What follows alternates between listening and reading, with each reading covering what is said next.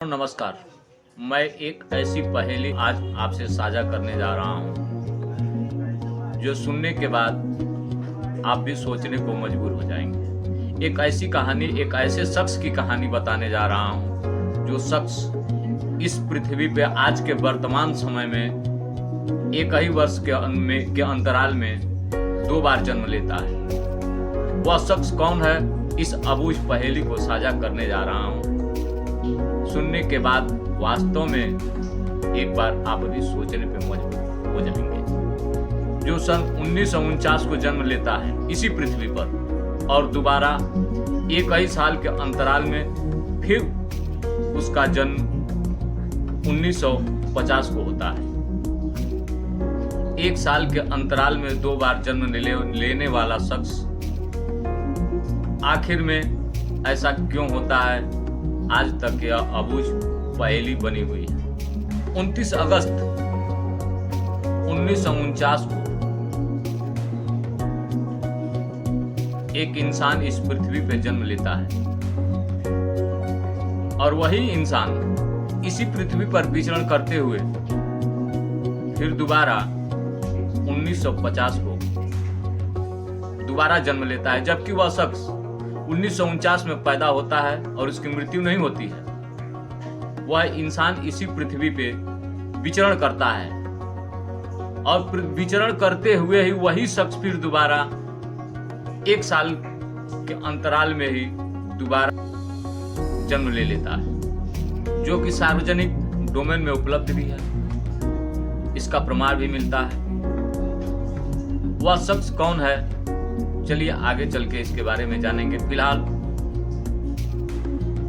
उस स्थिति को जानते हैं कि वह शख्स कब जन्म लेता है इस पृथ्वी पर। 1950 में जन्म लेने के बाद वह शख्स मात्र 6 वर्ष की उम्र में एक स्टेशन पे चाय बेचने का काम करता है।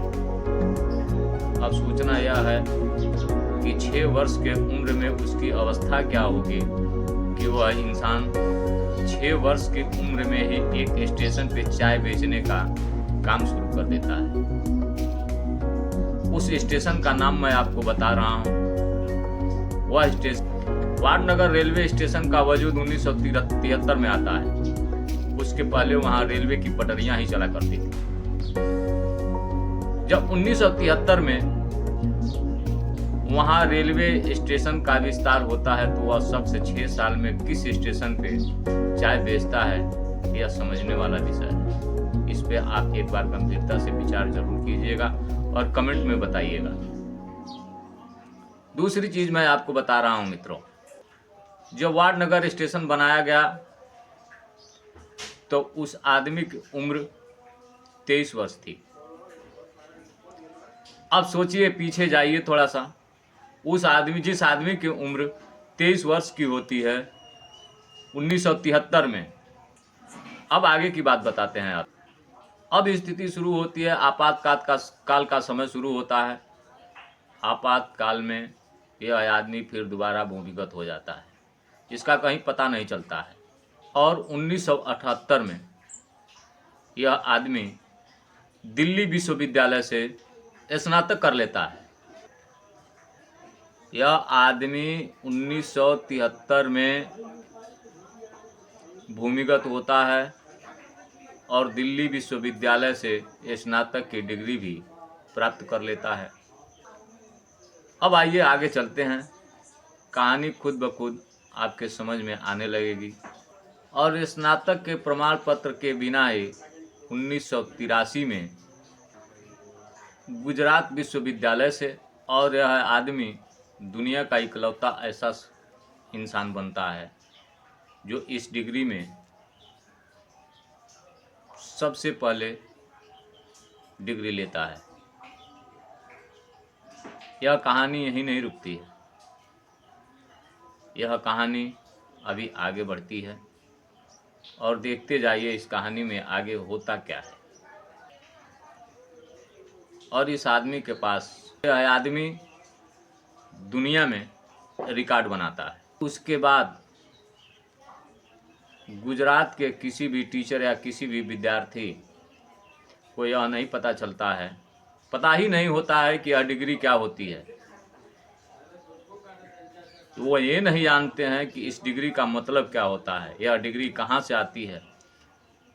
जो उस विद्यालय का प्रोफेसर है, वहाँ का टीचर है, वह भी इस बात को नहीं जानता है।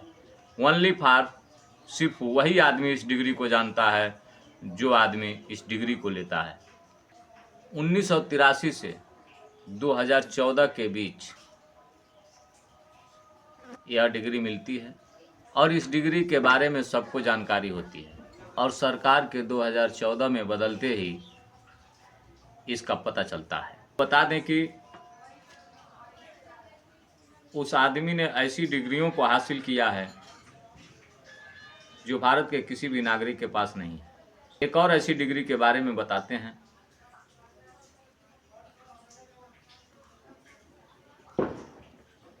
जो master of interior political science की डिग्री भी अकेले लेता है, जबकि किसी छात्र या किसी टीचर या किसी प्रोफेसर ने ये दावा नहीं किया है या उसके साथ पढ़ाई नहीं की। किसी ने ये नहीं बताया कि जब मोदी जी इस डिग्री को ले रहे थे तो उसके साथ मैं भी शिक्षा ग्रहण किया करता था। और जब भारत में कंप्यूटर नहीं था उस समय मोदी की डिग्रियां कंप्यूटर से छपती हैं। है ना सोचने वाली बात। जब हमारे यहाँ कंप्यूटर था ही नहीं तो इनकी डिग्री कंप्यूटर से छापी गई और उस आदमी का नाम है नरेंद्र दामोदर दास मोदी। सूत्रों से पता चलता है कि 1978 में मोदी से पहले और उसके 10 साल बाद भी विश्वविद्यालय की डिग्रियां हाथ से लिखी जाती थी। जानकारी के मुताबिक 1992 में माइक्रोसॉफ्ट के द्वारा 1978 में मोदी की डिग्री को प्रिंट करने के लिए इस्तेमाल किया गया था। मोदी की डिग्री रविवार को छपी थी जब कार्यालय बंद था। अब सोचिए, इतना व्यस्त होने के बावजूद भी नरेंद्र मोदी ने 1971 के बांग्लादेश मुक्ति आंदोलन में भी हिस्सा लिया था, जो आपको सोचने पर मजबूर जरूर करेगी। 35 साल यानी 35 वर्षों तक नरेंद्र मोदी ने भिक्षाटन यानी भीख मांगकर अपना पेट पाला था और उसी भिक्षाटन में समय निकालकर नरेंद्र मोदी अमेरिका तक चले जाया करते थे। और